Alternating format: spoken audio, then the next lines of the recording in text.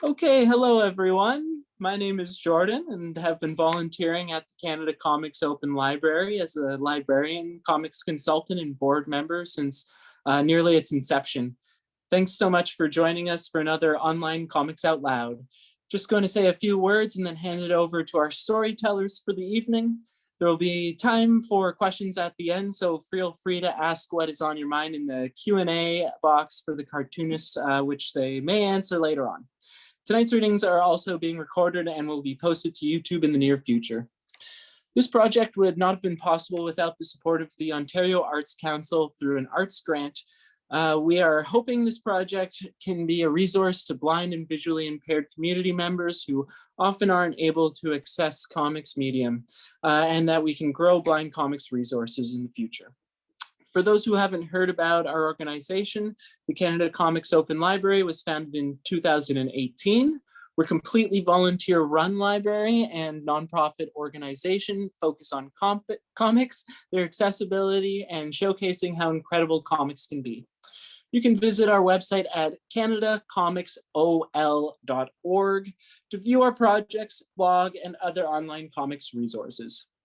Canada Comics Open Library would like to acknowledge that the land on which we gather is the traditional territory of the Anishinaabe Mississaugas of the New Credit First Nation, the Haudenosaunee, the Huron-Wendat, and that Indigenous peoples have lived on and cared for this land for more than 15,000 years. This territory is covered by the Dish with One Spoon Wampum Belt Treaty. Today, Toronto is still the home to many Indigenous people from across Turtle Island. We acknowledge that settlers on the land directly benefit from the proceeds of colonization. Settlers like myself and Canadian organizations have a lot of work to do, with no exceptions to our library. Canada Comics Open Library is currently focusing on prioritizing Indigenous comics for our collection, showcasing Indigenous creators on our website and physical library space, making our cataloging system more inclusive to Indigenous communities through tagging and language, and making our space accessible to Indigenous creators. Please get in touch with us if you have any suggestions towards these goals. Well, thanks for attending our online event. As the continuing COVID-19 pandemic persists to not allow us from hosting this Read Out Loud event in our physical library space, which we hope to have more events in the very near future. Now I'm going to pass on to our first comics creators, Rachel and Sven. Thanks a lot for viewing, guys. Can you change the input?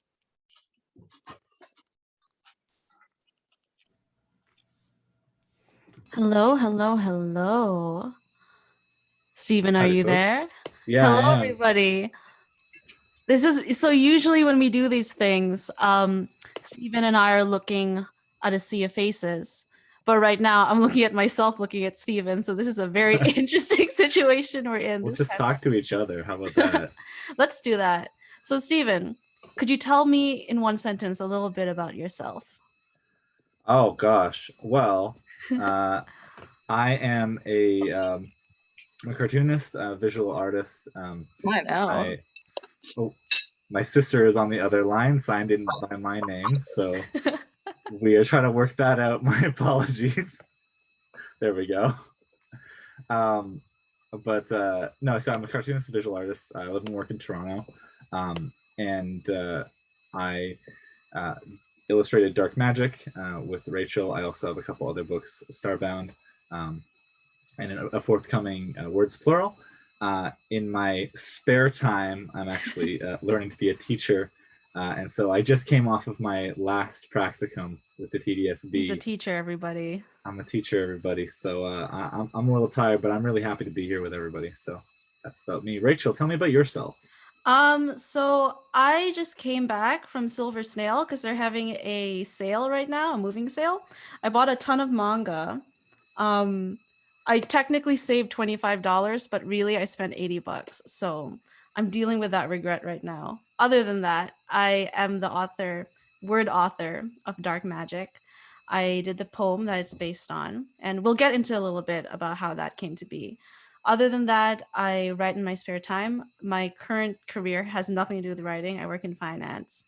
But when I'm not working in finance, I'm looking at stocks. I am hosting a podcast with my friend called Rough Draft Podcast, and I'm currently working on my novel, which will hopefully be out in the near future rather than like in my head. So, Steven or Yes. Sven, how do you want me to call you by your artist name or your name? How does this work? We had this issue last time. Let's go by Sven. Okay, Sven, I'm sorry to dox your real name like that. What was your first impression of this book? Like, on your perspective, how did this book come to be? And then you can fact check it with me, and we'll see if the story aligns. Yeah. So, well, it actually starts with how I met Rachel. We sort of met through a performance, space. I started going to see her perform after she was at a mutual group event that I was with, and I kept showing up at her shows and being like, "Oh wow, this is really good." And then I knew pretty much right away I wanted to adapt one of her poems. There was another one that I originally wanted to go for, but we didn't end up doing this one. And you suggested Dark Magic, and as I'm almost entirely black and white focused, and the poem is so focused on dark and light, it just really made sense to do that one. And I think it shows in the product. It's funny, like how you mentioned how it's really focused on. So Dark Magic, just quickly to give an intro, is a poem about literally darkness and light and the creation story, the Christian creation story, and how it came to be. And that means that Sven is literally the perfect person who could have done this because his art style was exactly what this poem needed. I can give some background on how Dark Magic, the poem, came to be before it became the comic book. How the story starts is I was in my Egyptian mythology class, clearly paying attention, okay? I was taking notes, front row. I was that kind of student. And my professor made this comment because we were talking about creation stories in Egypt. And how it worked in Egypt is everything was dark, and then light showed up, and then, things started appearing. And then he made this comment, and he said, the beginning of most creation stories has light starting out when it was dark at first. And then for some reason that really struck me. So I, wrote down the margins of my notebook. I didn't think about it again. But then later on, I was in a workshop for writing poetry, and that line came back to my head, and I thought, oh, that is a very interesting concept, how most creation stories start with everything was dark, you couldn't see anything, and then light appeared, and then now you can see everything. Oh, the world exists now. So Dark Magic is a play on that. It asks, what if creation was in reverse, where everything was so bright you couldn't see anything, and darkness was actually the thing that filled in the outlines of everything. So that is the origin of Dark Magic. And then eventually I met Sven, and we would collab on a few things, and then he approached me to do this poem, and I was ecstatic. And like, I wanted to save this for later, but I'm very happy that when we collabed, Dark Magic was the thing that came out of it. But what I value more is the fact that I've met a collaborator that I can like trust fully. So like, there's Dark Magic that came out of it, but I'm even happier that Sven came out of it too. So that makes me quite happy. Rachel, I'm so glad you came out of it too. Look at us, like morning talk show hosts. Did we want to start screening it now? I think we absolutely should. Okay. So while I pull up this video, I just wanted to preface the reason why it's a video.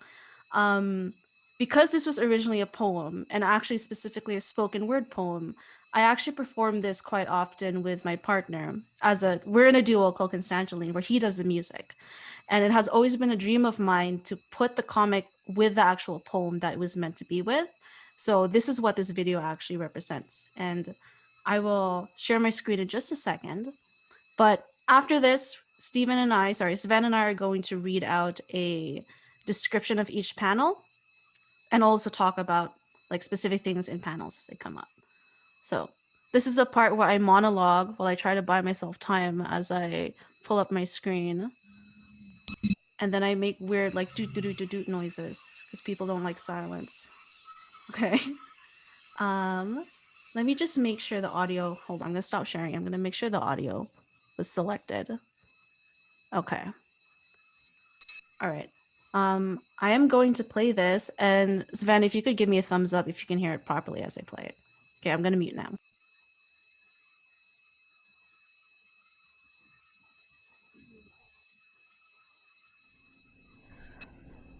When an ocean of nighttime covered the world, God said, "Let there be light." It squelched in his hands, glowworms squirming between his fingers. Like flicking water, he snapped his wrists against the wind and whirled light into darkness. Blinding creation. A bright cadaver. Genesis 1:1. Abracadabra. We never talk about creation in reverse. When the world was a Panasonic white, a camera flash caught in time, and God put his fist over his mouth and blew through the hole. "Let there be darkness," he whispered. And the ribbons of his breath, black and curling, seeped into the cold light, molding it into shapes. Shadows tucking themselves into the wrinkles of Earth's face and every delicate crevice. Let there be darkness. And light pooled underneath neon signs as the dark coiled it into spirals until the undifferentiated white turned ripe with pattern and diversity. Let there be darkness. And it cracked light like an eggshell into weeks, days, hours, and minutes, and every morning became a gift, and every evening became a promise. Let there be darkness. And sin stained the earth in tie-dye color categories, and graveyards became beautiful because they were gardens of finished stories. Some of us are so quick to prescribe credit on the devil, but if it's him speaking or God making a PSA, all I know right now is it's my lips and tongue saying, "Let there be darkness." We never talk about creation in reverse. Light doesn't make things appear, it just makes them apparent. And when the darkness says goodbye, and I find myself in the bright, eternal afterlife, I'll ask God if we can have a private chat so I can ask him about creation. Genesis 1:1. And when he answers with his omnipresent holy tongue, perhaps all will be alright again. Abracadabra. But I'll never forget the life where our best kisses were in the dark. Genesis 1+1. I would never have known how beautiful the world was if I didn't know how ugly it could get. The warmest I've ever been is 5 a.m. on a January night in a blanket cocoon, the ocean of nighttime holding me closely before the light broke through.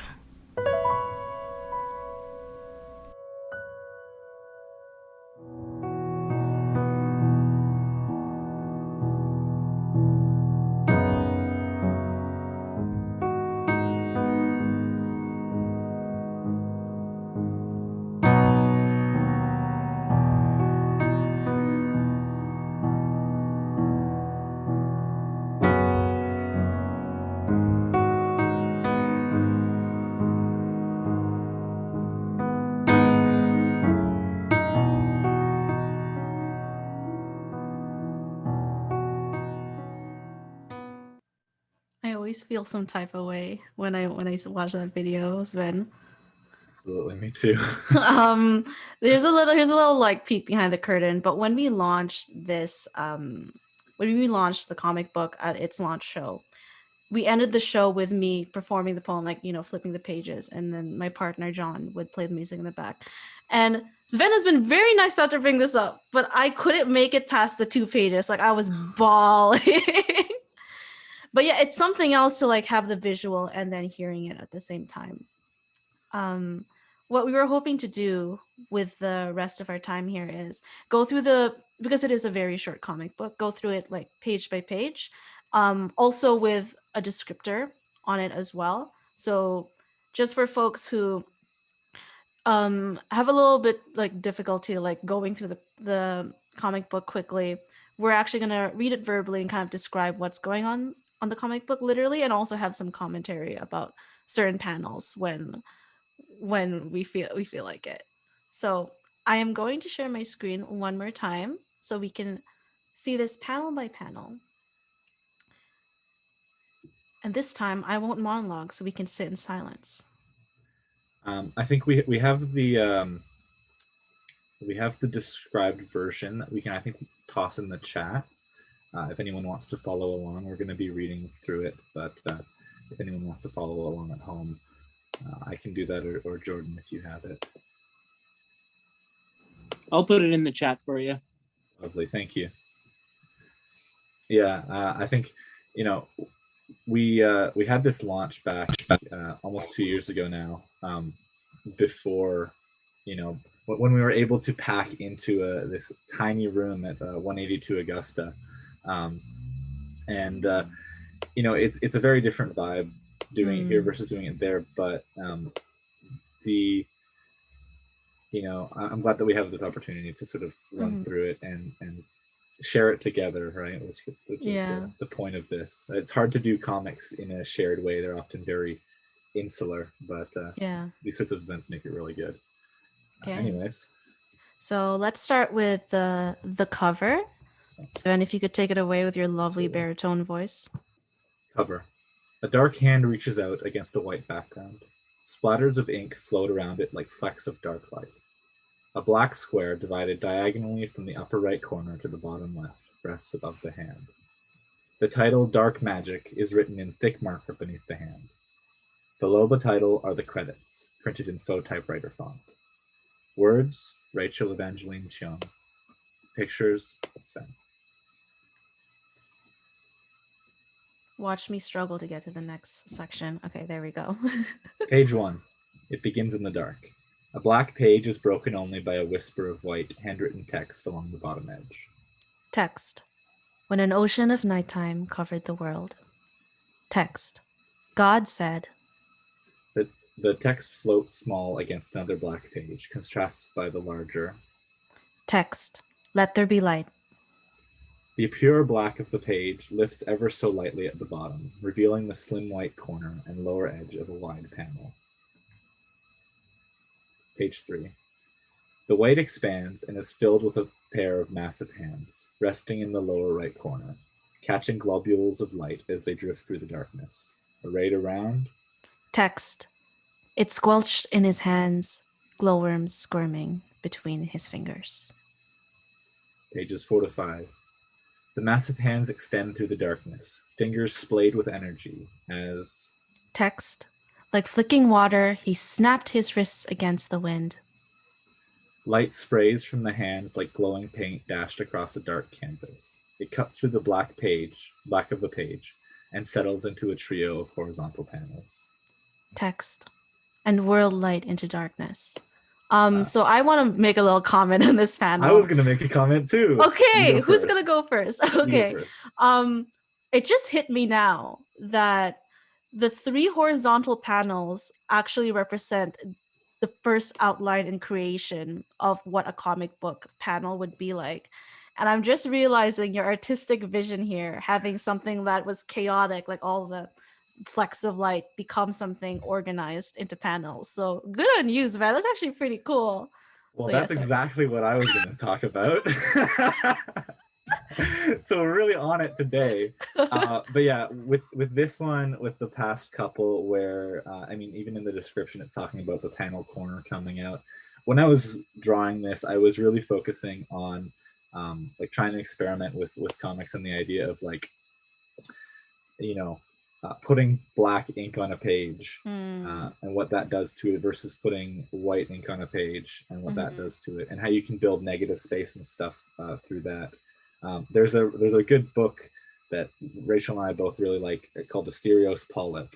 It's a comic book by David Mazzucchelli, and there's this bit in it where it's also very philosophical, and it's talking about how the negative space is as important as the I guess, positive space, the stuff around it. Mhm. And that's something that I was really trying to get through with this is that you can create a lot by not even necessarily creating it, but by just building the world around it.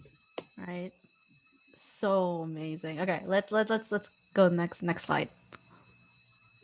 Text, blinding creation. The panels continue across 2 pages, but are now modeled with dark splatter. Above it all, superseding panel borders and bleeding off the page, a huge pale figure floats, unmoving. Its eyes are closed and its limbs hang loosely in the expanse. Text, a bright cadaver. I'm actually going to pause on that one too. Okay. For Wait, sorry, the I keep going. opposite- I'm so sorry. I'm so sorry. There we go. Yes. Killing it, Rachel. You're doing amazing. For the opposite, we had this lovely philosophical bit, and now I'm just going to comment on this one. Rachel knows what's coming. So this at the time was like the peak of my artistic capabilities, but as any artist, they go back and they look at it and be like, damn, there's something I would fix, there's something I would change. And with this one specifically, and I know my family's watching, so hi mom and dad. But with this one specifically, we had a long conversation about whether this figure should have genitalia or not. And we decided against it. And then looking this over again to present this here, that shadow right in the middle, that's a bad tangent right there. So best laid plans and something like that. This is to say that Sven ruined this entire panel, this spread for me when he told me about this. So wonderful. Moving along. Thank you so much. I hope I didn't Sven. ruin it for all of you. All right.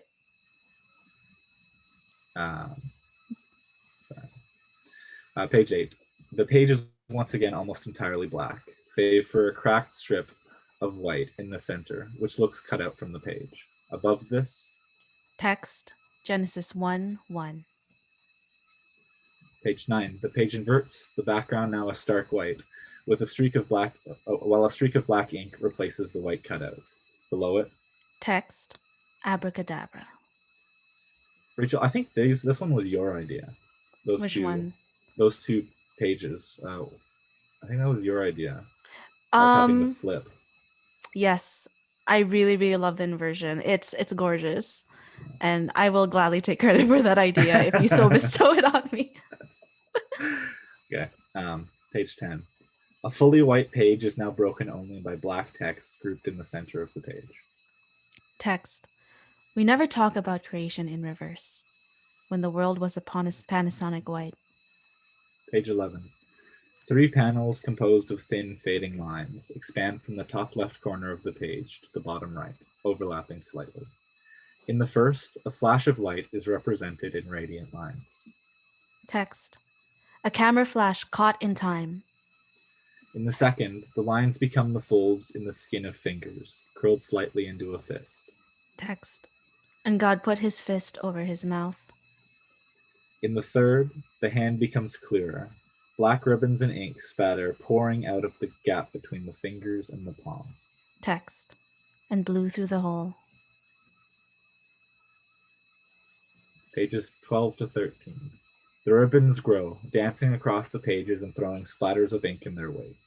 They flow into the lifeless hand of the floating figure, twirling around the fingers and falling into the lines on its skin. On top of all, in massive painted letters. Text. Let there be darkness. And then the usual handwriting. Text.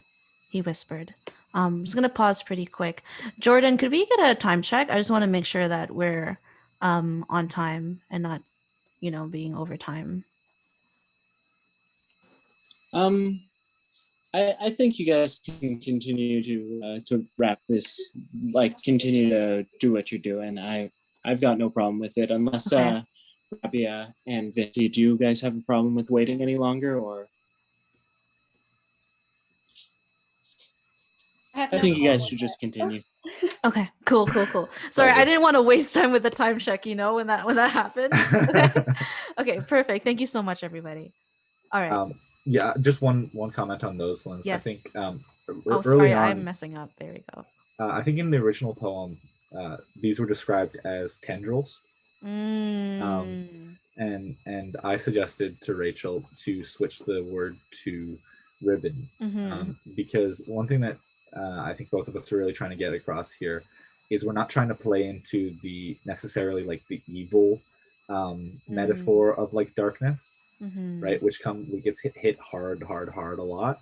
Mm. Um, but you know, as more as the contrast. So we didn't want to have it be like menacing, you know, creeping towards you, but ribbon sort of enlivening and you know, Mhm. decorating, right? Mhm. This is a very good point.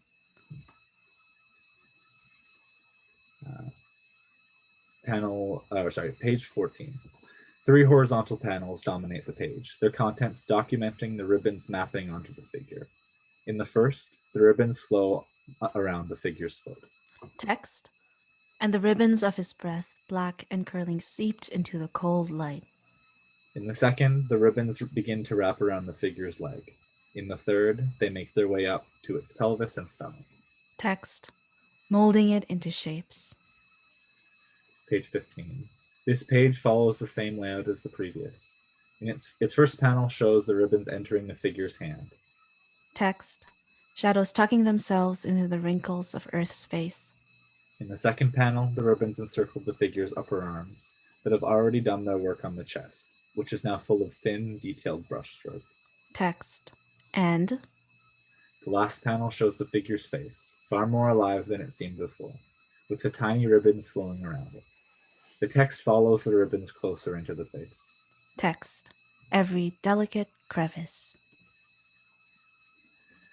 Pages 16 to 17.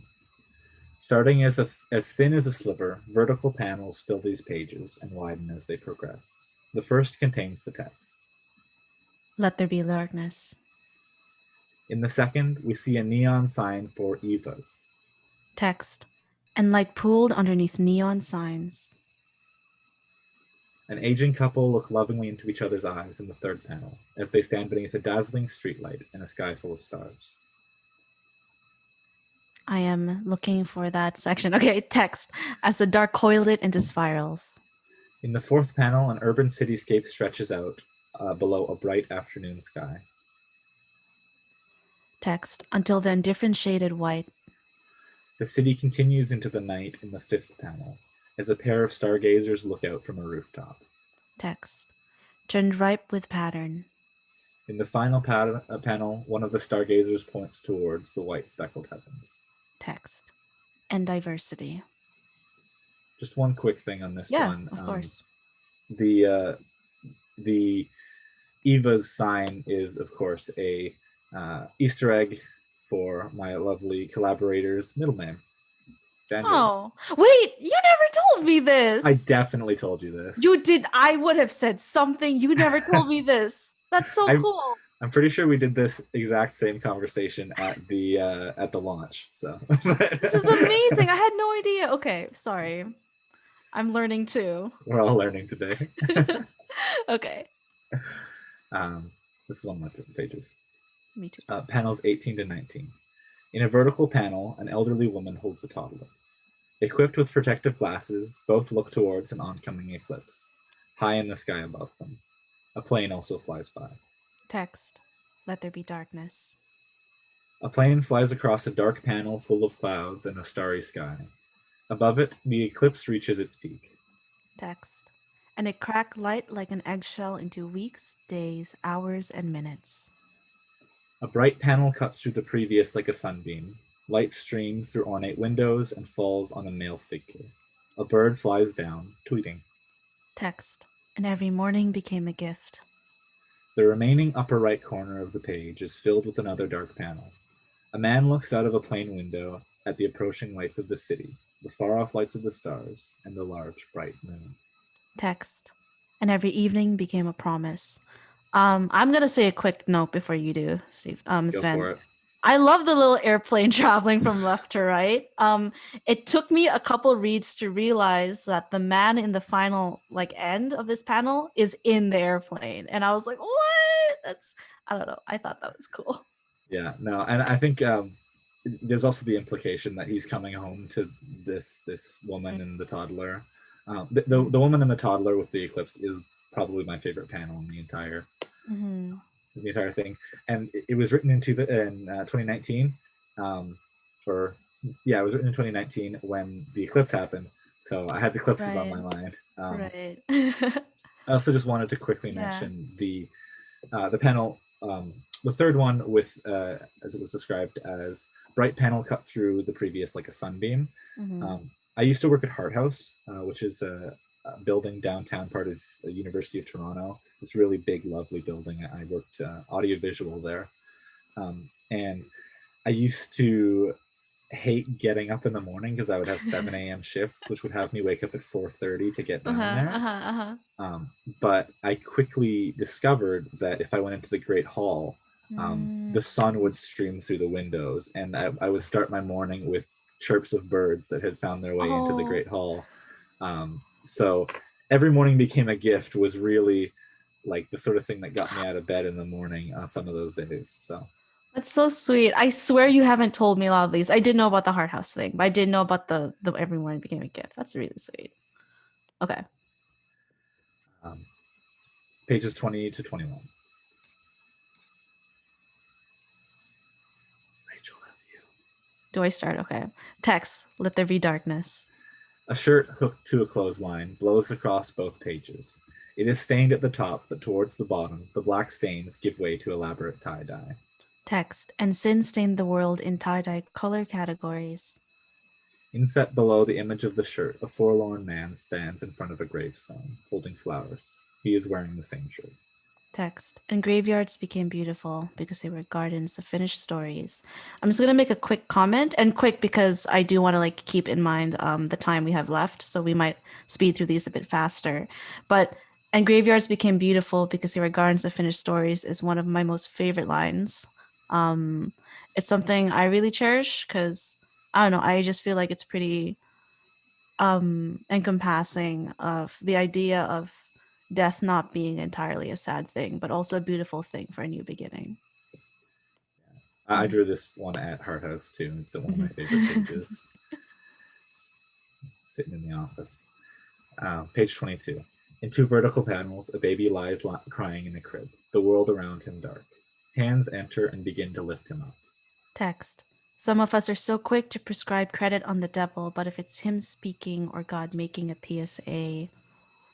Page 23. The baby begins to smile as the hands raise him further. He can see his mother's face. Text. All I know right now is it's my lips and tongue saying. The baby falls asleep, happier now, pressed up against his mother's chest. Text. Let there be darkness. I'll make one quick note here, but this baby's face gave me and Steven and Sven a lot of agony and grief. I specifically remember us sitting in McDonald's on Ossington and Bloor and thinking, what do we do about this baby's face? And we lovingly named this baby Griffin after Griffin McElroy from the My Brother and Me podcast. I don't know if you have anything more to say about this baby, Sven, but that's all I gotta say. Pro tip to artists, never make yourself draw babies, never make yourself draw the same baby 4 times. Page 25. Or page 24, sorry. A single panel fills most of the page. As it encloses at the bottom, it molds into the tops of a house, a few trees, and a telephone pole. Its wires stretching off in all directions, but leaving most of the sky clear. Text. We never talk about creation in reverse. Light doesn't make things appear. It just makes them apparent. Quick note, this is my favorite panel. That's it. This is the view from my house. Don't dox me. Page 25. And when the darkness says goodbye, and I find myself in the bright eternal afterlife. An aged hand reaches against reaches against the light for a toggle chain of a lamp. The lamp is so bright that the tips of her fingers are almost transparent, while the back of the hand is thoroughly darkened. Having turned off the light, the hand's owner, an elderly woman, draws her hand back. She is lying in bed and has an oxygen supply in her nose. It is very dark, but the light of the street outside cuts through her room in strips. Text. I'll ask God if we can have a private chat so I can ask him about creation. The woman lies down to sleep. On her side table rest a multitude of photo frames. In the foreground, there is a crib. Text. Genesis 1:1. Page 26. A hand with a deep scar on the wrist reaches through the first of 3 horizontal panels, under the gutter into the second, and over the gutter into the third, gently touching the elderly woman's gnarled fingers. Text. And when he answers with his omnipresent holy tongue, perhaps all will be all right again. Abracadabra. This is my favorite page. Page 27. The borders between the 3 horizontal panels on this page begin to break down as the page fills with black. In the first panel. Text. I'll never forget the life where our best kisses were in the dark. In the second panel, 2 figures in silhouette stand apart under a streetlight. The light casts a long shadow off of them. In the shadow, which stretches to the bottom of the page, they are kissing. Page 28. The page is fully dark, except for the text. I would never have known how beautiful the world was if I didn't know how ugly it could get. And a tiny, almost perceptible spark of light, within which we can see a very faint cross. So this is the second last page, and I just want to quickly say that actually, I don't know, Sven, if you want to talk about the symbolism of the cross in the distance and how it relates to this poem.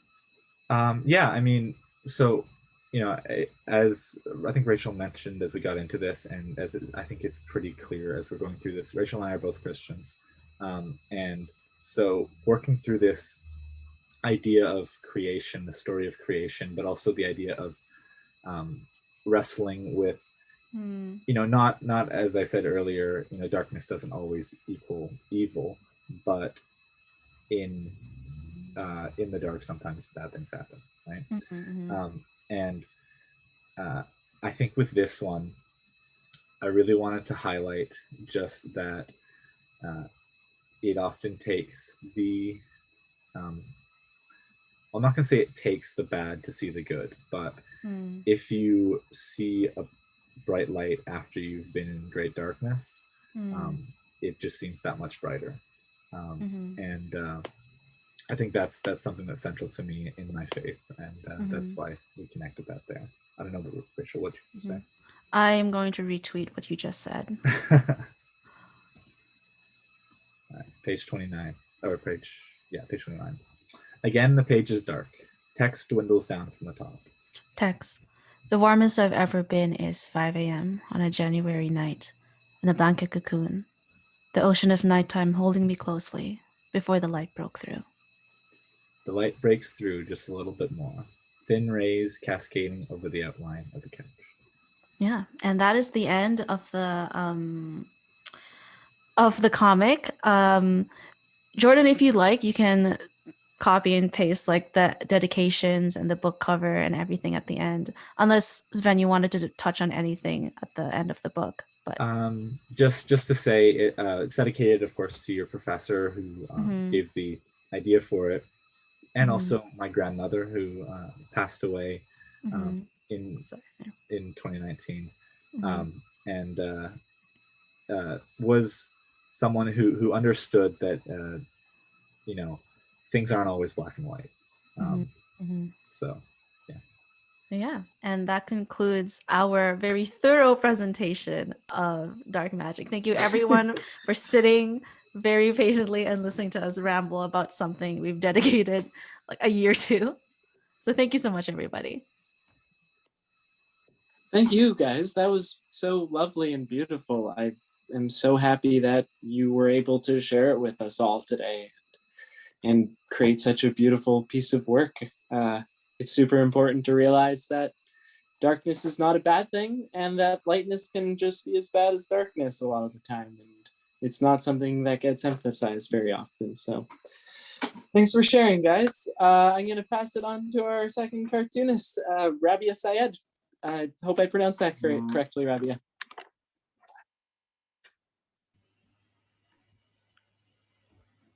Hello. Hi. I hope this is working. I'm gonna introduce myself briefly before I go into the books. I'm Rabia Syed. I'm a zinester. I'm other things too, but I'm blanking right now. I just moved to Montreal from Toronto, and I made a lot of work while I was in Toronto talking about my experiences as a visibly brown Muslim woman. and a lot of my work will speak to that and to my experiences of trying to find a place to call home. Yeah. Sorry, I'm a little anxious right now, but I'm gonna do my best.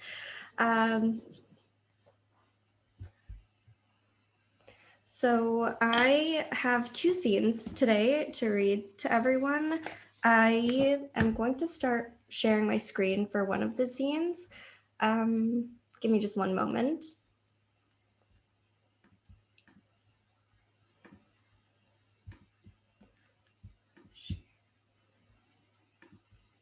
Is that working for everyone? No. Yep, it's up I don't- and running now. It's slowly booting up at least. Okay. Please.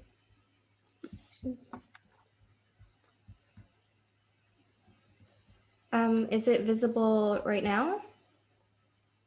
Not at the moment. Okay. Sorry about that. That's okay. Let me try again. Make sure it's-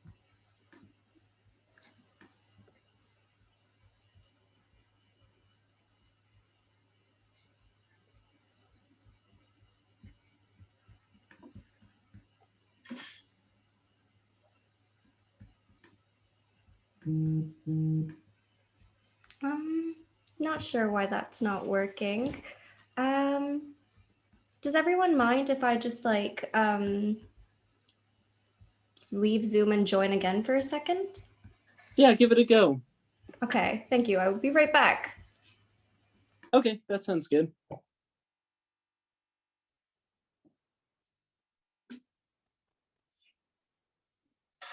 I guess in the meantime, I'll just talk a little bit. Let's see here, trying to think of some things to discuss. I guess it's really nice that Toronto, at least here in the city, things have been warming up a bit. It's been bringing a lot of hope to myself lately that spring is on its way and all of the plants are going to be blooming again. And it's always nice to see the weather turning and the city getting a little greener. Yeah, Hello? it's a tough thing. Hey, Rabia. Hi, I am back. I'm going to try again. Is that working now? Yep, perfect. Oh, perfect. Sorry about that, everyone. Thank you for bearing with me. Just a brief intermission. Thank you. So the first theme that I want to share is called Enough. And for some reason, the PDF isn't showing the first page, but all my zines are printed out in Riso. So I'm also going to be holding up the physical copy to show at the same time as the digital that I have. So just going to go ahead and start. But the description of what the physical copy looks like. So it's a teal, the ink is teal on this scene. So everything that is black on the digital copy prints out as teal on the Riso. So the cover is a piece of a broken tile at the bottom of the page, and the text reads, "Enough." The second page is a full half tone in teal.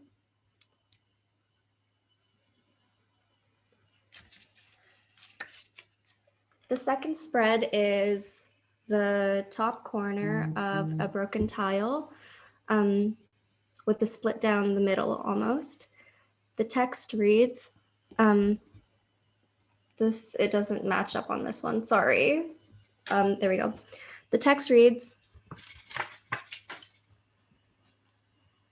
I feel, okay, this is the wrong page. I'm so sorry, everyone. This is the real second page, which is a corner of a tile across 2/3 of the page. And the text reads, I feel like I am spilling over. And in smaller parentheses on the bottom left, it says, or maybe the opposite. The second page is the tile with a split down the middle, a broken tile. And the text reads, there isn't enough of me for me, let alone anyone else.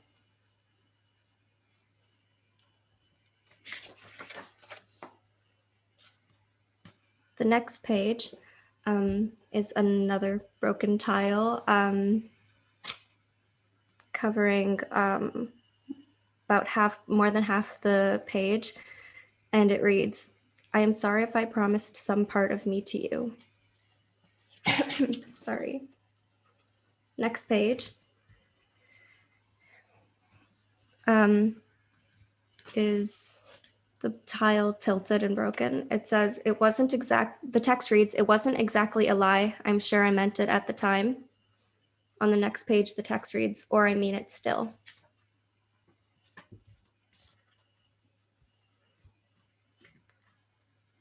The next page has the tile smashed into 4 separate pieces.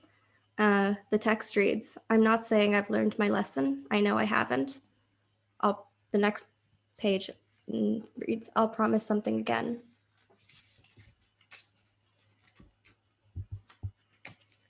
The next page is another corner of the broken tile, and the text reads, "I don't know how to stop and take it back." The next page reads, "Take all of me back," and close the lid.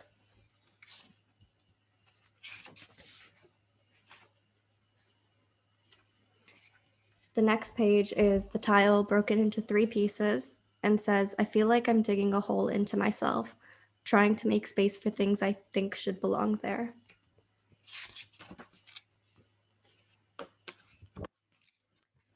The next page is only a half tone that the text reads, "Or maybe it's less of a hole and more of a map I'm trying to draw from memory that will reteach me the paths I used to take when I was small and just needed to be where I needed to be, and there was no in between, and I wouldn't stop to think every step over and over and over and over and over."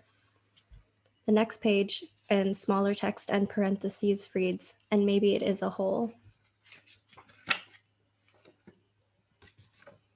The next page goes back to shows the broken tile in 3 pieces once again and says, "I'm sorry if I promised you anything."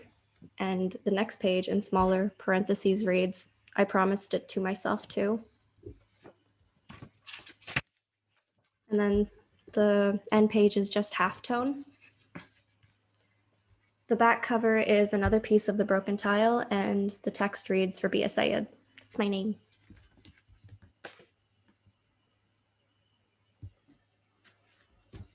So I made this scene about anxiety that I was feeling and about not feeling like I was enough for the people in my life.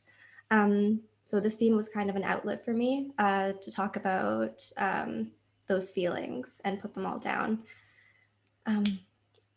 If anyone has any questions, I can. Hello? Well, there's one comment that says "very beautiful and heartfelt" with a heart next to it. There's another question that's open to everyone, which we can talk right about now, or we can let everyone answer it as a group collectively after the everyone's done their talks. But it's totally up to you. I think as a group would be nice. Okay, great. I think Um, I might as well just mention how lovely it is that you mentioned how when you're younger, you just belong, and there's no question of not belonging, because that's not something that enters a brain of a child. It's only just being there, and I think that's something that we lose when we get older because of so many different pressures, and it's so nice to hear you mention that in your work. Thank you for saying so. Yeah, I think I definitely was thinking a lot about I'll my let you child. go on with your next comment though.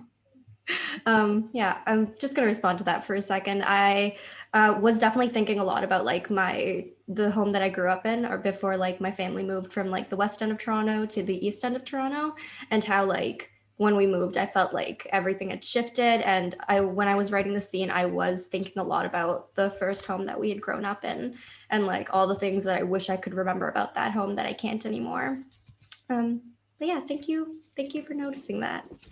I'm going to move into my next scene, and My next scene unfortunately doesn't have any sort of like digital things I can share for it because it's meant to be a very tactile experience that features transparencies that are meant to be flipped the other way to be able to read. So I'm just gonna try my best to describe this. Please let me know if I'm not being clear about anything.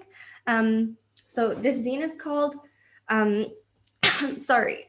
The zine is called Hato, which is the Urdu word for move. It's often used in a way to say like get out of the way. So I'm going to start describing the book now. This book uses broken tiles as well. I have a type of things to represent in zines, but so the cover of this zine is screen printed on tile, an image that is difficult to perceive, and the tile has been smashed by a hammer and is in multiple pieces with the image broken up. The text Hato in the Urdu language is in the middle of the cover on top of the broken tile.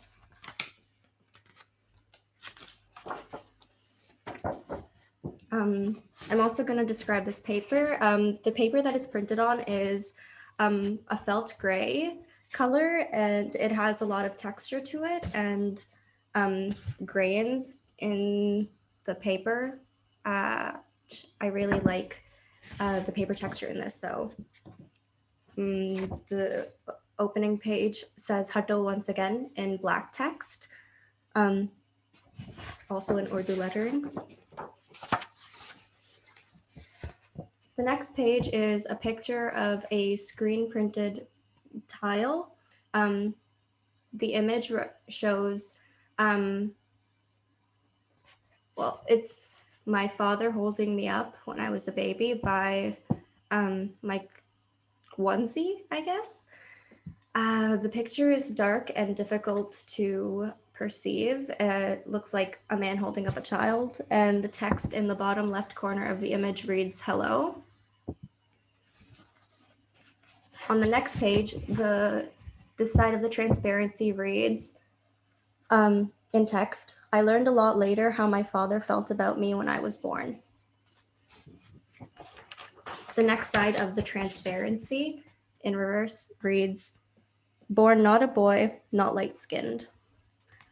On the next page, the image is of the same tile with the image of my father holding me up, smashed with a hammer.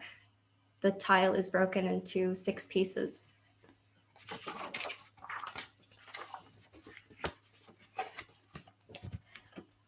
The next page is another picture of a tile, screen printed with an image of me crying as a baby.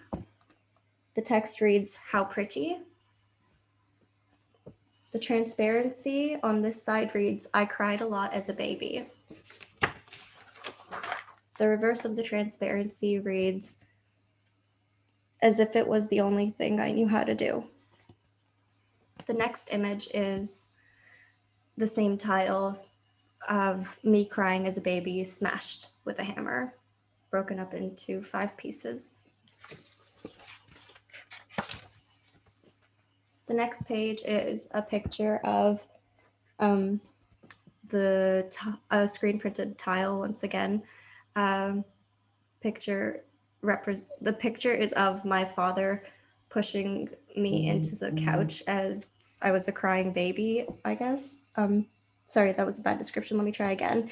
The picture is of me crying as a baby while my father pushes me into the couch, somewhat roughly. The transparency reads, "I probably had my reasons too."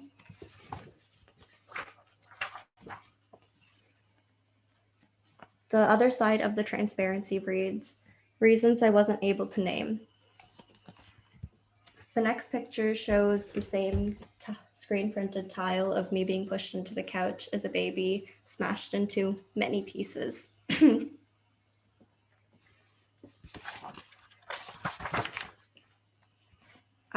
The next picture is another screen printed tile. This time it is a picture of me as a slightly older child. My father's hand is visible in the picture as he was about to slap me. The next page, transparency on this side reads, I guess he thought I was pretty annoying. The other side of the transparency reads, judging by a hato and a slap. Once again, hato is the word for move or get out of the way in Urdu. The next page has a picture of that same tile with the image of me about to be slapped, broken into 5 pieces.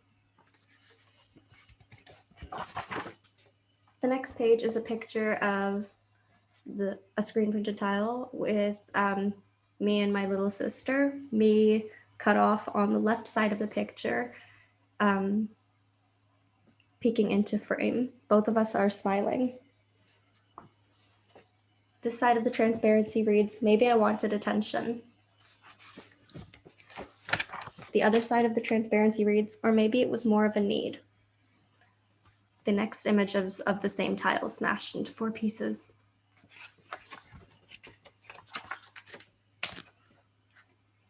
The next page is a screen printed tile of my little sister and I on our birthday. I am cut off on the left side of the frame, and the focus is on my sister. This side of the transparency text reads move. The other side of the transparency's text reads, I should have stayed out of the way. The next page is of the same tile of my little sister and I on our birthday, smashed into many pieces. The next 2 pages are blank for the end pages.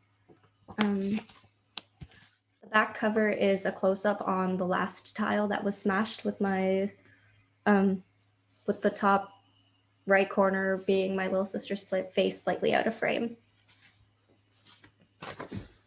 That's all for this scene. Sorry, I am coughing a lot. That's okay. Thank you so much for sharing those zines with us. That is a really beautiful piece of art that you've created. Thank you. I'm sorry I didn't have digital version to show of it. No, I'm glad you didn't. It was super effective to see the whole work in person with your printed acetates and the process that you've done to show the tiles. The amount of work that you put into that is astounding. Thank you. Have you gotten rid of all of the smashed tiles, or have you kept all of the fragments? I kept them in a box for about a year after I made it. But there was a lot of we have a very, very full basement because I have four other siblings, and 2 of my siblings were staying in the basement at that time, and that's where my screen printing table was. So my tiles used to be with my screen printing table, but it all had to be dismantled at one point. So about a year after I'd smashed them, I still hadn't done anything with them. So then that's when I threw them away.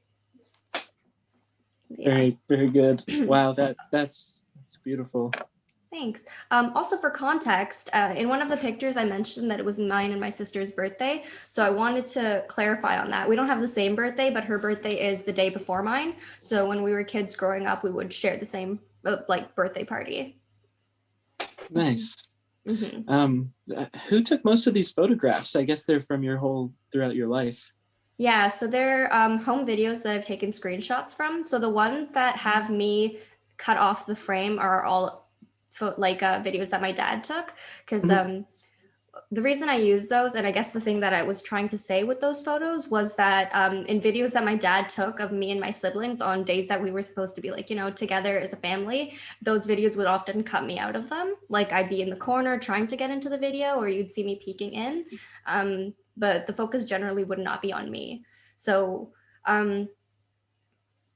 me and my dad have a very strained relationship, but I think I was the darkest one out of my siblings when I was born, and I've stayed almost the darkest. One of my younger sisters is almost the same skin tone as me now, but growing up, my dad did really want me to use skin lightening cream so that I could be lighter, just like the rest of my siblings. So I think something I tried to I guess explain kind of in this scene is that I felt we have this kind of relationship because he couldn't really deal with the fact that I was like brown. I'm also the second child, so like he really wanted a boy. He was fine with like my older sister being a girl because she was the first child, but like for the second one, he really wanted a boy, and I was born not a boy. So that was, I think, something that was disappointing to him. Do you feel like you like worked through some of your emotions about him through making the scene? Have you talked? Has he seen this at all, or? He has not seen the scene. No, I don't think he'd read it. I don't think he'd want to. My mom has read it. My mom cried a lot reading it. And she was very apologetic because she felt like there was a lot that she couldn't do. Because we grew up in a really like difficult and chaotic household. And I think that she often didn't have the power to fix that. And I never felt like that way with my mom, like that I was neglected or like not loved as much. So I don't think that was anything that she could have done, but she was really like upset reading this scene. And like, sorry, my other siblings have also read this scene, and they've all like been pretty upset about it. I think like not upset at me, but like upset that I feel this way, I think. But my dad doesn't read my work. He can't remember my name most of the time. So I don't think he'd ever read it. I don't think I've really finished with my emotions regarding my father. But I did feel a lot better like making this scene because like it was a very physical process. I'd be like finding those images, exposing them onto a screen printing the tile, and then I got to photograph everything and then just smash it. And I could like smash it as many times as I wanted. I was like, I hate these memories. I'm gonna break them. So that was cathartic. Yeah, thanks. Yeah, thanks again for sharing. It's it must have been a trip to go through all of those video footages and seeing those images play out in front of you. And I don't want to ask what's on my mind at risk of well, going too much from me. Sorry. I made this zine during my thesis year at school because my thesis project was a zine library about the concept of home. So this was one of my pieces for what home was like for me. And I do remember like my thesis advisor at that time was just like, don't make this scene if it's gonna hurt you. Like if it hurts you going through that footage, just like stop. And I was just like, I guess. Yeah. But I think it was like difficult to go through all of that. But I think I'm really happy that I got to like take those pieces that hurt me and break them. Yeah, no doubt. That's incredible. That's like, it's awe-inspiring, dude. Like, damn. Oh, thank you. So happy you got to share that with us. It's like, it's I hope it was okay. Sorry, yeah, I'm not very great at the descriptions.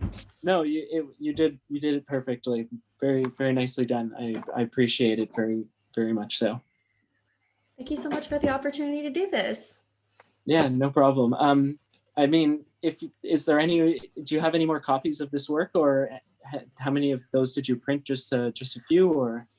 For the smaller one, I printed like quite a few copies of that because that's a Riso one, but this one is like a laser one, but the paper itself was pretty expensive, so I only ended up making, I think, about 4 copies of this.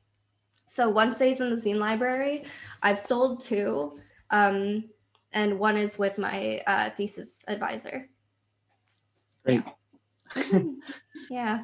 But I think I probably will make more copies eventually, but I just like make them when I have the energy because they are very like I have to hand bind it, so it's a lot of sewing and like binding the book together. So it's a lot more strenuous than most of my normal like fold and staple zines.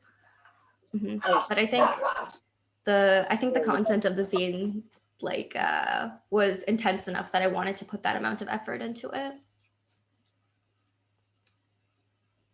Sorry about that. My puppy was barking. No worries at all. Yeah. Did you cut all the paper as well, or was that all ready to go? I had to cut the paper for the cover because it folds around the back, so it's twice the size that it's supposed to be. But The inside pages are all 8.5 by 11, which I was able to buy it just like at the store. The paper itself is the Canson Mitant paper. I don't really know how to pronounce that, but it's a felt gray one, and I think I really, really love the texture of it, and that's why I like wanted to use it, even though it's like really expensive. You can kind of see the grain, and it feels really nice to hold. But it's like, I think even though it was a lot, it was something that I wanted to like put the prints onto, because I really like how it gets a little bit more difficult to see the pictures with the printing on them. Yeah, just like the gray makes it a little bit more blurry, makes it darker, and I kind of like that slightly ominous look on the picture. Yeah, no doubt. It really came off like that. I'm speechless. Thank you. I guess we'll move on to our last cartoonist and creator For here. sure. Okay. Thank you so much. No problem. Talk to you soon. Okay. Bye. All right. Moving on to you. Our next cartoonist is named Vincy Lim. I'll leave you the floor. Hello. I prepared everything except my introduction, so now I have to do an introduction on the spot, and I never know how to do that. My name is Vincy. I use they, them pronouns, and I am an illustrator and cartoonist. Yeah, and I am here to present to you a work in progress that I have been working on for a very long time now, and unfortunately got really sick during the production of. So I ended up so a lot of the pages, like the drawn pages, are very old at this point, and then it doesn't really reflect my art style now, but it's okay. It is totally okay, and it's a little embarrassing, but we can keep going. Okay, I'm gonna share my screen right now, and I think I had to share desktop to see the Q&A. Can you see everything? Yeah, it's looking good, Vincy. Yeah, it's looking good. Okay, what if I flip the pages like this? Yep, yeah, it's on the screen. Okay, cool. Yeah, they are flipping. Okay, I'm glad they are flipping. Okay, so yeah, this is my work. It's When She Set Fire to My Friends' Houses. It shows a picture of a lot of abstract shapes and like fire in the background and weird anxious looking people that are sweating like in shadows, and like myself talking to like a friend. And yeah, it's just me telling the friend when she set fire to my friends' houses. It's me telling the story to my friends. And below it says Vincy Lim, Stories from an Abused Kid, Volume 2, even though you don't need the first volume to know the second volume. It's just because this is the second time I've actually talked fully about the subject matter. Now, I'm going to say a lot of trigger warnings on this one because this is a story about abuse, and it's just abuse throughout my lifetime. And it also talks about child sex trafficking or kidnapping. So I'm going to talk a lot about the trigger warnings. You can leave if it is too much. There is, and nothing is visual though. There's no visual triggers as much. And it's just mostly the writing. So there's abuse, emotional, physical, sexual, there's attempt murder, there's child sex trafficking or kidnapping, there's animal abuse, and there's almost dying. So those are kind of heavy, but yes. First page is, it said there is a figure, there's a figure on the top, and she is lit up like the sun, and then her arm extends down like a seatbelt, and then it goes across two characters, two kids, and the figure, the sun figure, is my mom, and she says, "Do you want to ride?" There was two stretched out hands. There's two figures stretching out the hands, holding each other, about to hold each other. And my friend says, "Thank you." And then it goes into a scene of a bunch of us in cars and just driving by, and it says, "All safe now." There is a picture of me alone, me and my mom, just me in the car. My friend is gone. And my mom says, "She's a nice girl, isn't she?" And there's a picture of my friend. It says, "Wakes up at 7." And then there's pictures of my friend walking, and then she's flipped upside down. Then at the table, like doing schoolwork, and it says walks to school by herself, and after school, there's a bunch of doors, and it says she goes to club. What club was it? Well, it ends at 4:30 p.m. Then she walks back home. There's a bunch of arrows. There is a car, and then there's a house that smokes. And it says, is back at 5:30. Her parents don't come back until 7 p.m., sometimes later. And I say, what are you saying? And then the next page is all pink, and it says, you're an idiot. I'm saying, step out of line. The next picture is basically like a woman's hair, like kind of like flaring up and then going like I don't know, like if there was a gust of wind like underneath you and your hair like moves upwards, that's basically what it is. Then there's a house, and with a bunch of hands stretched out across the page with like some fire in the background burning the house. And it says, and I'll set fire to your friends' houses with her inside it. I can do whatever I want to your friends. I'll touch them as much as I want, and I'll do to them the same that I do to you. I'll burn them alive. Next page is, there's a little figure of myself as a child with like somebody's hands holding me like a seatbelt. And then there's a car and a bunch of beep, beep, beep, beep, beep, beep motions. And it says, stand here and I'll get in my car. There's another car, arrows like pushing it forward. And it says, I'll run you over. There is a figure, and it is, there is a weird like shadowy figure, which appears a lot throughout this comic. Then there's a bunch of like pencils, but the pencils are like pointed really sharply, so it looks like knives. And it says, lightly, just a tap, forget your real parents, I love you more. There's a picture of myself being stabbed by one of the pencils, and it says, I love you so much, and one day. And then there's a picture of like just like a weird like grimace like smiley face, and then it just says, it's mostly a blank page except for the smile, and it says, I'll kill you. The next page says, why don't you just leave? And then there's a shadowy figure like crying, and it says, it's not that easy. My friend turns to me. My friend and I are like on a balcony, and then she says, you're miserable. And she says, it's dangerous. You're doing this to yourself.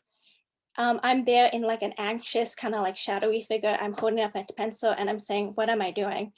Then there's two figures upside down, and within their bodies, it says, you're sad, and you can't just sit there.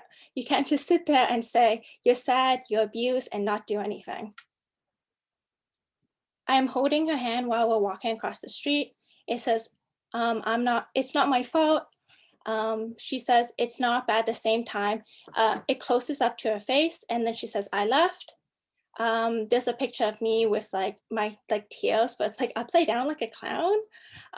Then it zooms in on my face, and then inside my mouth that like, and my hand motions move.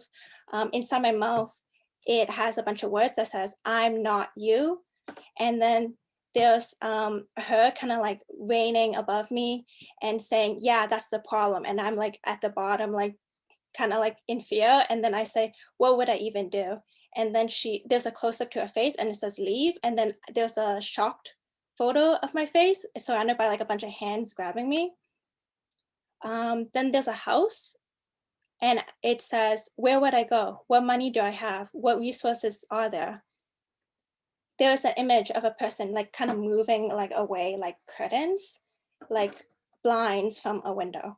And it says, there are things out there. There is an image of me crying, and then there's a bunch of arrows going up. And I say, then show them to me. There's a picture of some feet, and then the arrows pointing down. It says dot, dot, dot. And my friend says, my friend and I are in like this silhouette look. And then she says, do you want ice cream? There's images of ice cream. And I say, yeah, I do.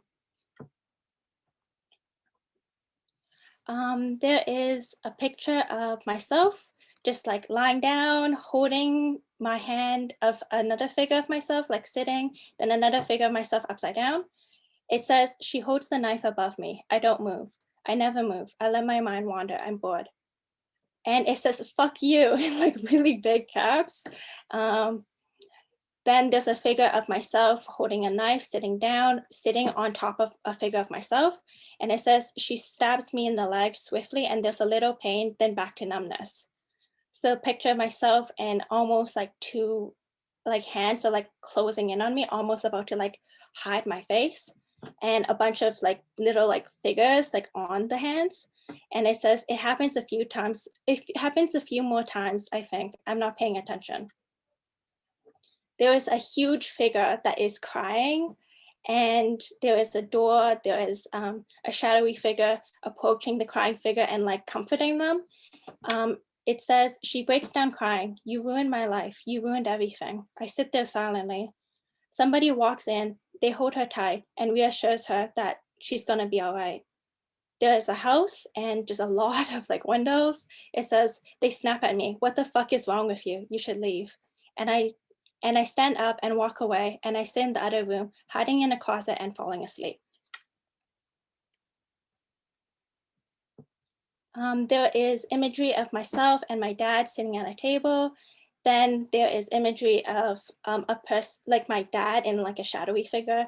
He has his hand, like another figure is like holding his face against his eyes so he can't see. And it says, I told my dad about my mom. He couldn't believe it. There is a sunrise. He still doesn't. There is there's a clothesline, and then there's like t-shirts on the clotheslines, and there's a figure of myself with like a cube that's like opening and closing. It says, when she touches you, is it over or under your clothes? She hits you sometimes, but touching, I do not believe. I do not think you're wrong, but you may be misremembering. There's a cell phone and it's like ringing out. There's some shoes. There is a figure like reaching towards the shoes, trying to like touch their feet. It says, she told me she does not touch you. If she tells me this and you tell me that, who am I to believe? There is a table and I'm hiding underneath the table. There's like a bunch of books like that's like scattered across the table. It says, well, at the one end of the table, it says, she brushes my homework off the table and knocks me to the ground, yelling and screaming, punching until I go unconscious and wake up mid-air and gasp for breath as I hit the ground. There is a bunch of like figures of people with like smiley faces, like, well, smiley faces, surprise face and a frowny face on their bellies, and the word says die, die, die. Her hands grasp for me, holding my neck, choking me. There was a figure of a person, but the speech bubbles covering their head. There's a person that is like being pulled apart, like stretching them, and it says, and he pulls her away from me. There's a crying figure, crying out, you can't kill them. If you do, you will go to jail. There is imagery of what looks like fire, but it also could be grass and roots going down. There's like stones, there's rocks. It says, I love you. You can't go to jail. I love you too much. And still, he does not believe me. There is myself holding a knife and a bunch of cut fruit. It says, he gave me the knife. There is a bunny and a guillotine, and then the guillotine is closing closer to the bunny. It says, he gave me a bunny. No, he gave me a rabbit, a white rabbit, and said, kill it. There's an image of myself crying and a bunch of arrows pointing at me with like the text inside the arrows. It says, I cried, and he said, you kill it or I kill you. Next thing I knew, there was a child, and he said, it's you or them. There's a picture of myself with a fist holding it out against a bunny, and imagery of like a shadowy figure like smiling at me. And it says, I fought with my fists, I fought with knives, and when they dropped down unconscious, he would pull me close to him and say, that's why you're my favorite. Okay, so there's a bunch of weird shadowy figures like on this page, just like lying on top or like stretched out across the panel, or like hovering, like covering their heads like all over the speech bubbles, or the people off the speech bubbles. And it says, when I arrived, I was cold. My body was bruised and I woke naked on the ground. I was 7 years old, or maybe 8, maybe 6. I stayed there for 2 weeks surrounded by other children. We were all abused kids. We didn't know where to go. At home, we were beaten and starved. Here, we were beaten and starved. But here, the man who called himself our father said that he loved us and we loved him.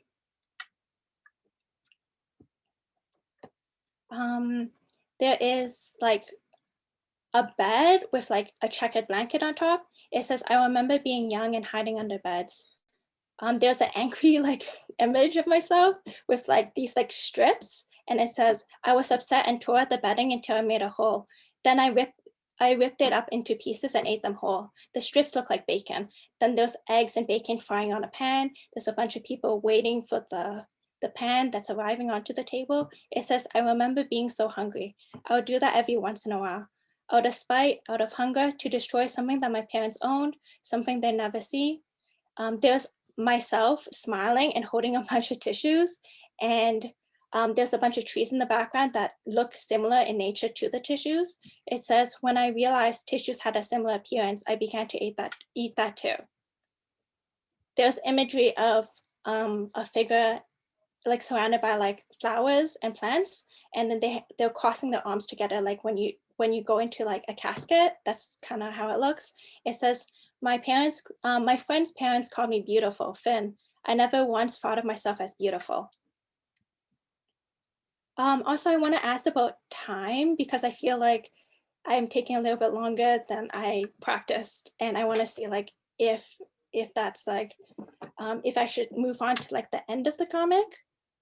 It's okay, Vincy. If you feel like you want to skip ahead and move on, go for it. But your pacing is quite is going along very rhythmically and well.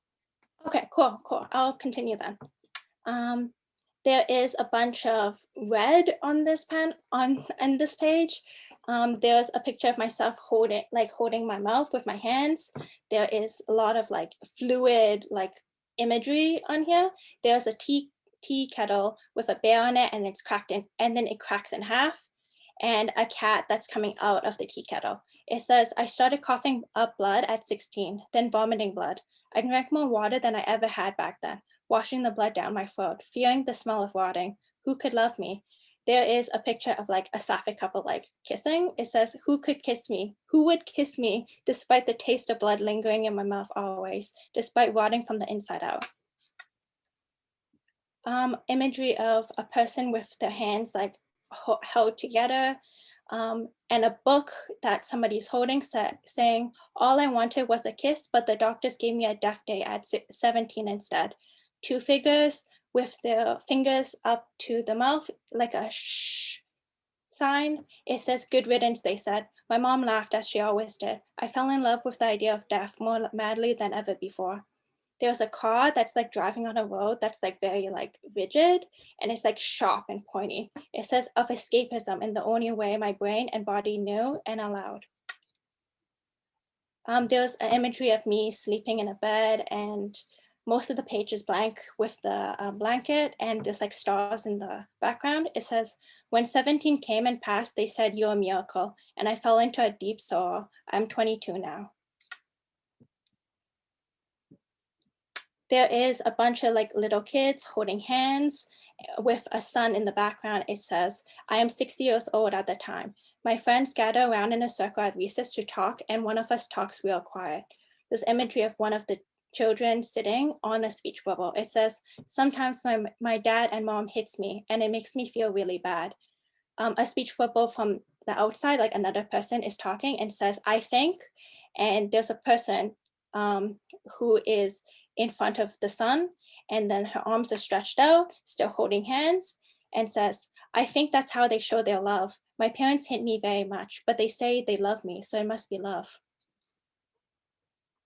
This page is just all pink with like speech bubbles on there. It says, when I do bad in a test, my dad doesn't feed me food, but he says this will make me smart. Me too, but when I do bad, my parents leave me outside, and sometimes I sleep on the porch at night. Sometimes my parents chain me to the bed. It feels bad, but they say it's good for me. This must be love. They love us, don't they? They love us so much. After this, it's, since I didn't really want it to like leave it off, like since it's like unfinished, and a lot of the comic is kind of like sad for a good amount of time, I wanted to like jump to the end, which is like just a script. So it's like more like heartwarming and nicer and a little bit like lighter. It says, and like there's no imagery on any of these because this is just a script, and this is exactly how my script looks. I do actually use point form notes. In that empty apartment my friends poured in. I watched them clean the rooms covered in filth, and I cried, why? Why? They cried, because you deserve more than this. Do you remember when I came over to your apartment and you brushed my hair so I could shower? I must have smelled so bad, but you didn't say a word. I could barely grip a comb. And as I showered, I felt clean and whole again. I slipped in the bath and hit my head hard, but I couldn't stop laughing. The water just felt so nice. Do you remember us having a big Kamiyan feast? Seeing each other, my dear friends, for the first time in months since the pandemic hit.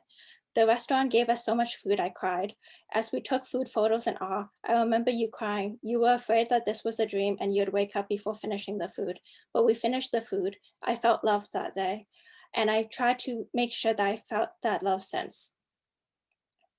I remember you sleeping on the couch as I searched endlessly for new apartments with my future roommates.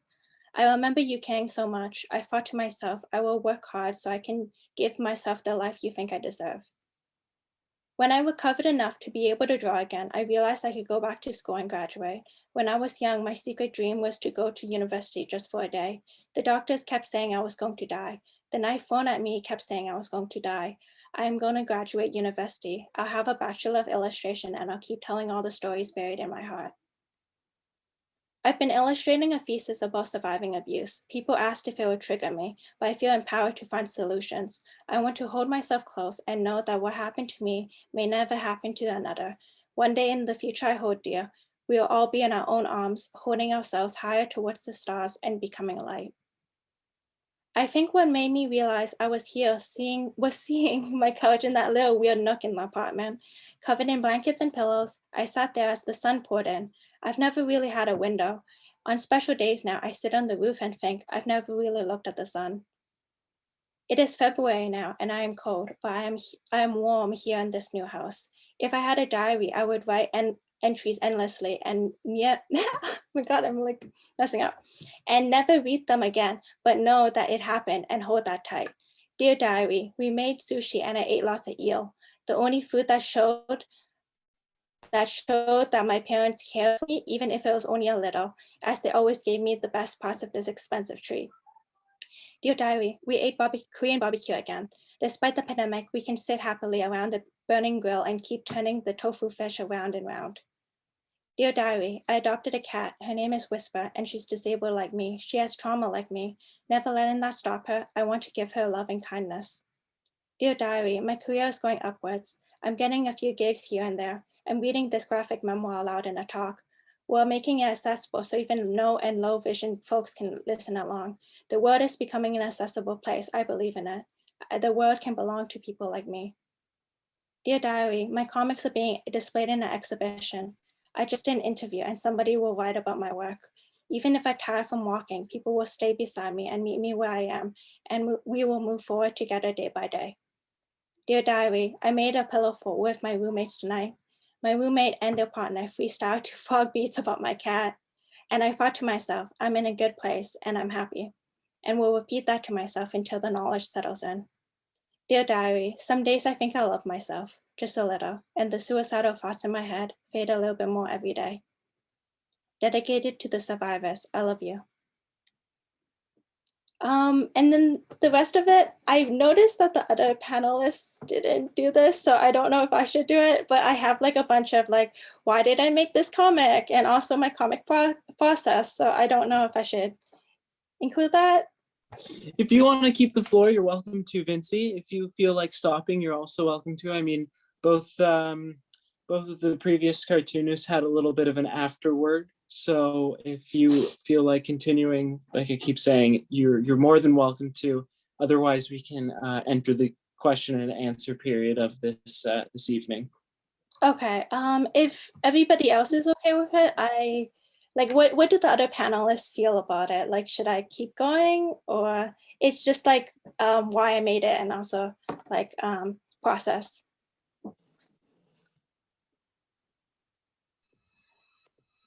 Yeah. Go for it, Vincy. Go for it? Okay. Yep. Why did I make this comic? Well, sorry. It first started with this comic that I made. They'd come to me at night, stories from an abused kid.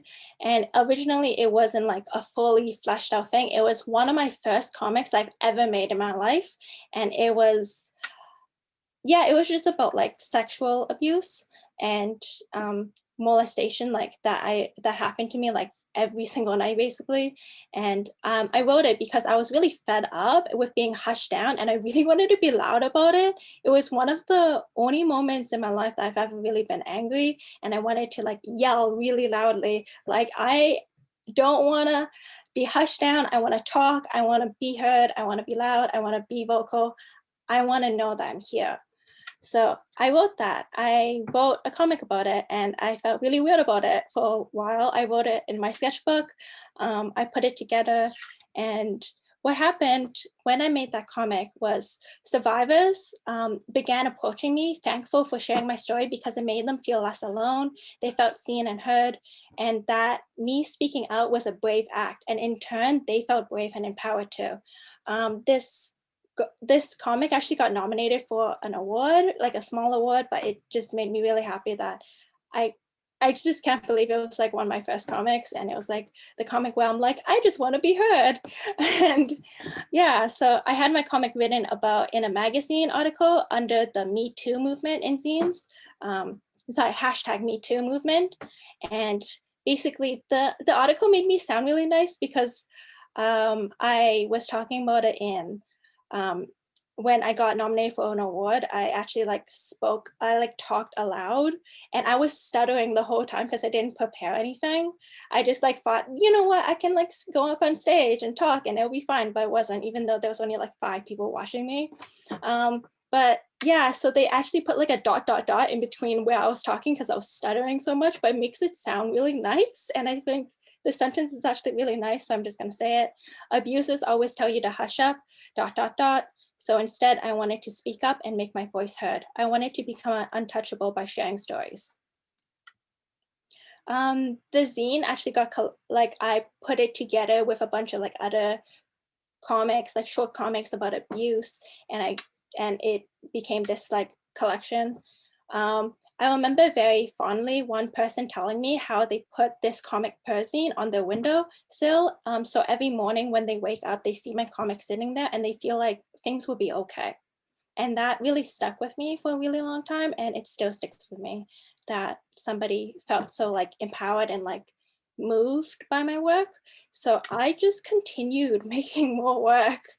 I made a lot of comics, and I've made a lot more since taking this screenshot of my comics. And yeah, it's mostly memoir, and I feel like memoir is a very therapeutic thing to me now, to express my abstract thought and feelings into grounded text and imagery. And then I feel very much like I can see what my issues are, what my problems are, what the thing is bothering me. And it's like a concrete thing because I can visually see it, I can physically hold it, and then I know how to move forward and I know how to recover and know how to get better from that. And here's my process. So here is just a bunch of the papers. I first start off with a script. Yes, I still do point form notes because I honestly think this is the best way for pacing. And I don't understand how to do screenwriting that much. I have done it in the past, but it does not work well for me in terms of pacing, and just, it takes up so much space. And this way I can just jot out my notes and like thoughts really fast.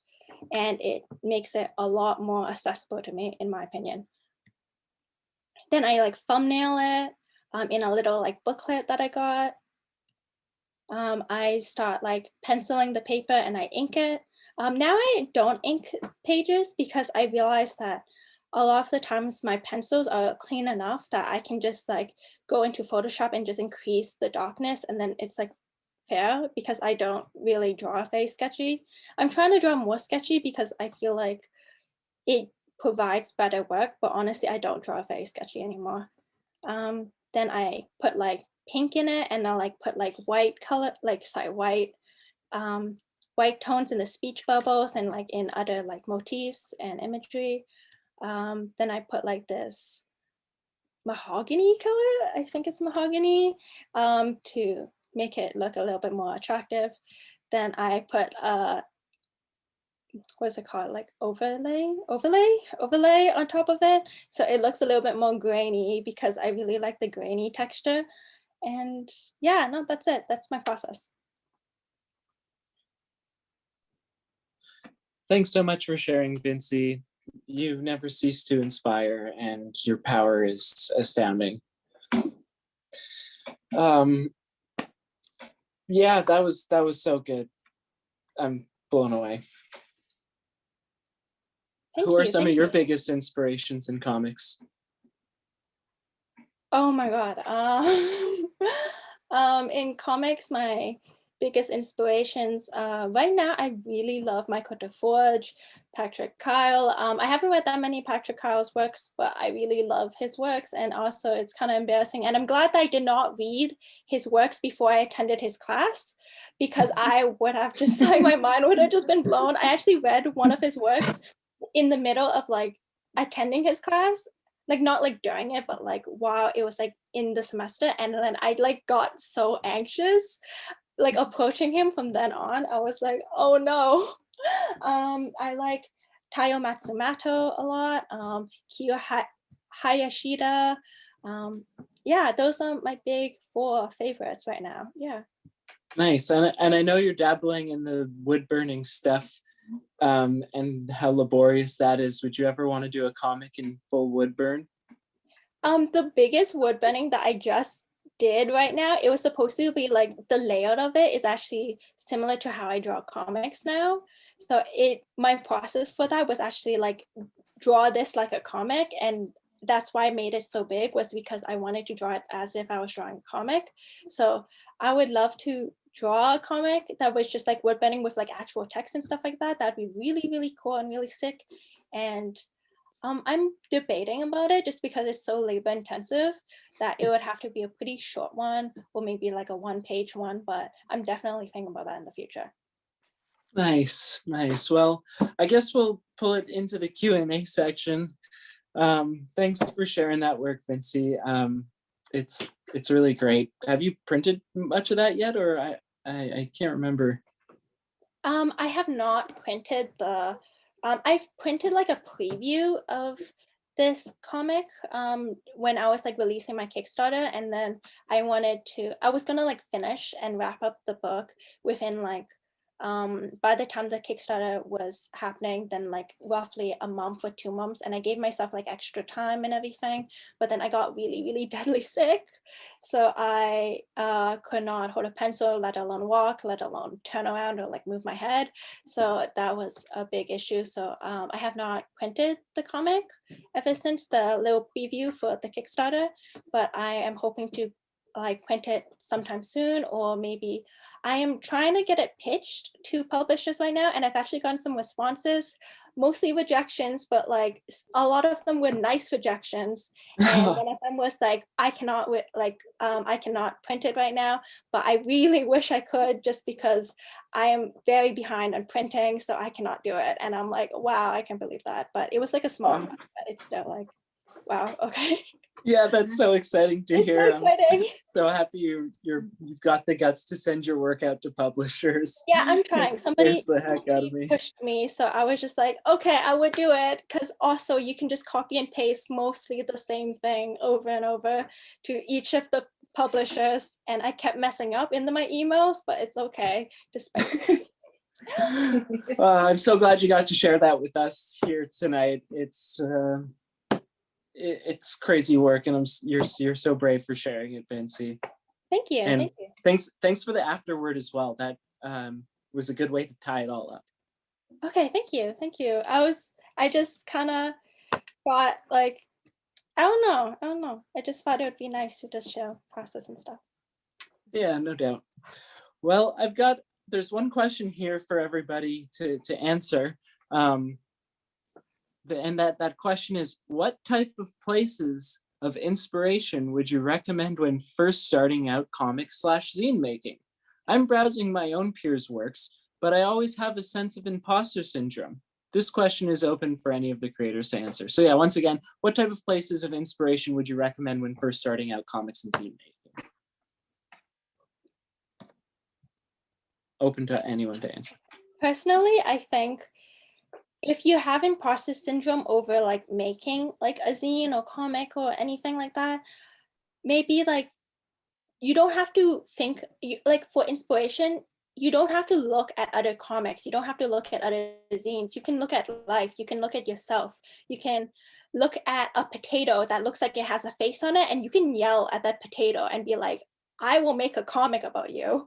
Like you can draw inspiration from legitimately anything and everything. And I feel like a lot of times when I'm making comics, I don't refer back to other comics just because then I'll have like that whole like notion like, oh no, this comic is so much better. Oh my God, this is so much better. This is so much better. And I get like into that spiral. So instead I just do what I want to do. I draw what I want to draw. I write what I want to write. And I don't care if it is good. Thanks. How about the rest of you guys? Where do you pull inspiration from? So I mean, the answer for me is well, a little bit of backstory. I didn't start out drawing comics. I originally wanted to write comics, and I could never find someone to draw with. Like that, I'd never find someone to draw the comic for me. I had a friend in high school I kept bugging and never got around to it. So I mean, it's a bit of a it's a bit of a cliche almost, but like just start wherever you're at right now, because you know, if you ask any artist, they're going to look back at, you know, the work they published like last week and say like, oh, it's not good enough, it's not up to snuff. But that means, you know, that shows that you're growing into it.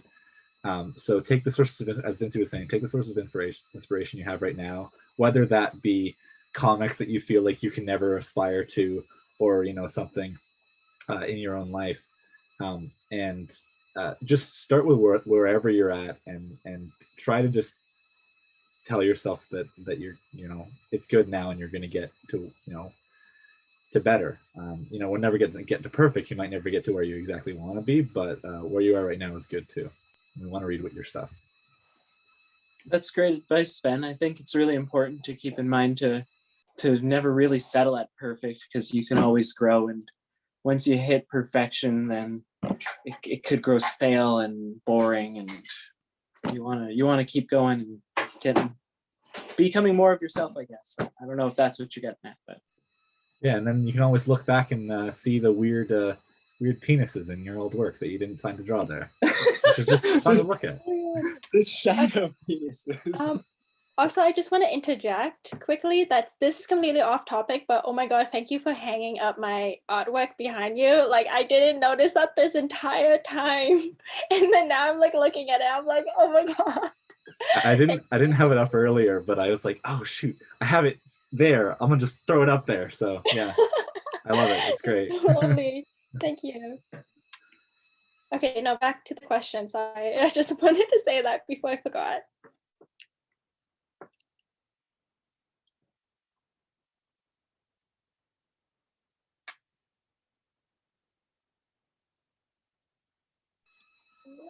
Rachel, Rabia, any words on sources of inspiration? Yeah, Rachel, tell us how you draw your comics. I'm not a comic person who makes comics, so I will hand it to Rabia for now. I was gonna say I'm not an illustrator. I don't draw actually. All my works are photo and text. So I mean, I can speak a little bit to like the feeling of imposter syndrome. I definitely didn't think I could make zines, or like, because most of the zines I'd seen for quite a while were all like illustrated or comics, and I didn't feel like I had the skill to do that. And like, I don't know, drawing's always been tough for me. That's not what I went to school for. My major was in graphic design with a minor in printmaking. But I think going to a lot of different zine fairs, when I finally like realized that zine fairs are a thing when I was in university, because OCAD had a zine fair that I attended and tabled next to Vinci one time. But I think like going to the zine fairs and realizing that zines don't actually only have to be like comics, you can like put whatever you want in a zine. There's zines that are only text, made me realize that like there is this format I can use to share my stories. And like most of my zines are all just like stories that are my own that I want to tell, like so they're all per zine. So my inspiration comes from there. It comes from like talking to my family members or like thinking about like the things I've experienced. But I think it did take me like a long time to get over that like feeling of like I can't make zines, I'm not an artist. But yeah, I think it's like it takes a little bit of time for everyone, but it's definitely within everybody to make a zine. Yeah, definitely. Especially the power of perzines. I'm glad that you mentioned that word. It's not something I hear very often these days. And if anyone's listening and doesn't know what that means, it's just short for personal zines, and it's a really important thing in self-publishing culture. And yeah, thanks for sharing, everyone. There's one more question here in the chat, in the Q&A box, that says, what kind of support would you like to see or see more of for people making the kind of work you're making?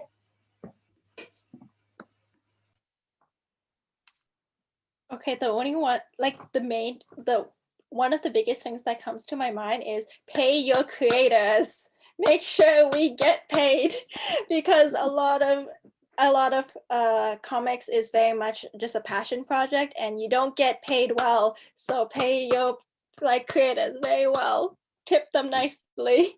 Be kind to them if you can't. Give them candy. I love candy. I think, sorry, I saw that you unmuted, Sven, which means you wanted to say something, but I will interrupt you. I think it's twofold. One thing is, I know it's hard to do in COVID, but showing up to things actually means an immense, I know like we're showing up to Zoom events now, but even back then, showing up to events means so much. And I really miss gigging because you can't really do that much within COVID. And I'm going to put Sven in the spotlight, but other than being an amazing, talented creator, he is one of the most supportive friends I have. Like every time I have an event, he shows up. And sometimes I never even told him to come. Like I just happened to post about it and he's just there.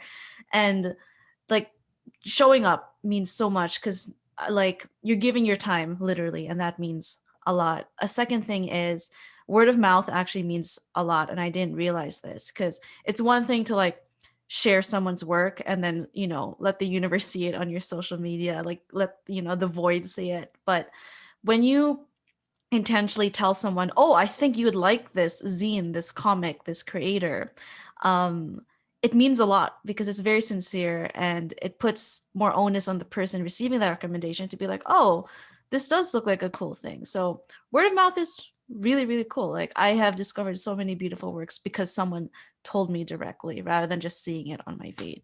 So yeah. And going off of that, for one thing, Rachel, the last event I went to before the pandemic started was the language event that you had that I sort of really ought not have shown up to, but I had a good time. But no, I think adding on to that, so word of mouth and paying your creators, which Canada Comics Open Library is very good for. But I'll also say, looking into those spaces like the Canada Comics Open Library, or like the Beguiling downtown, like the many zine libraries, OCAD Zine Library. Urbia might know more zine libraries than I do, but those are really good places that you got to support to keep these sort of things happening. I was super excited when the Canada Comics Open Library opened up because there's a lot of support for sort of superhero comics, right? That's been the way of things since like the 20s. And I mean, I love superhero comics, you can see behind me, but there's not that much support for the sort of indie that's like beyond indie. Like you get indie that's like, oh, Image Comics, but like there's so much more, and it's such a wider platform than people know it is. And the Canada Comics Open Library is doing really good work, but again, it also comes down to that word of mouth and actually sharing it with people who are going to like it. So yeah, I'll also say, plug your stuff, guys. Where can we get it all? I want to read all your things. Yeah, I was going to say, everyone, before you log out, please shout out your Instagram accounts or websites. let us know where you can find it, where we can find your guys' work. Thanks, Ven.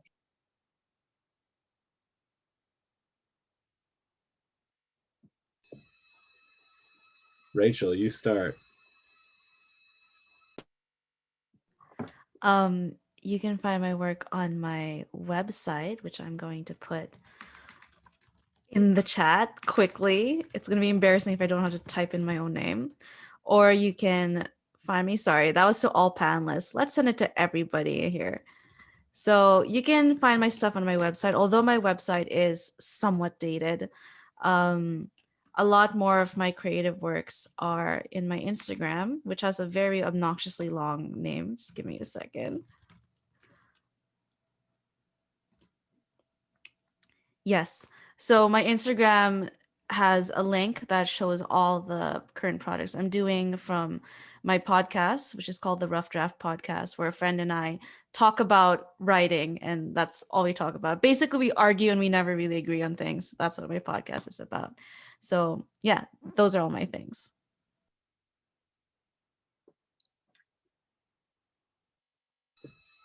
Because I am attached to Rachel in this sense. Svencomics.ca.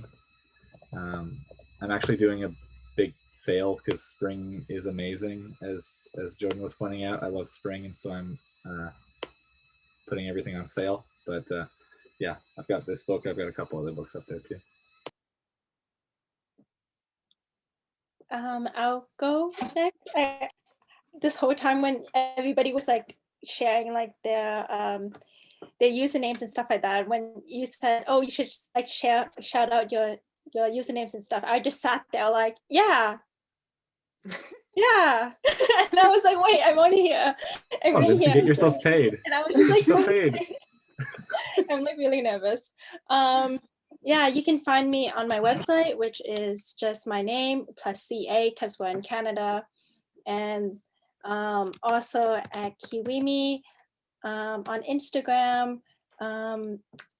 My favorite fruit is a durian, not a kiwi, which some people call me Kiwi because of my username, and I think that's really cute. I just thought the syllable sounded fun, and like Kiwi me, it's fun. Yeah. I think that's it. Yes.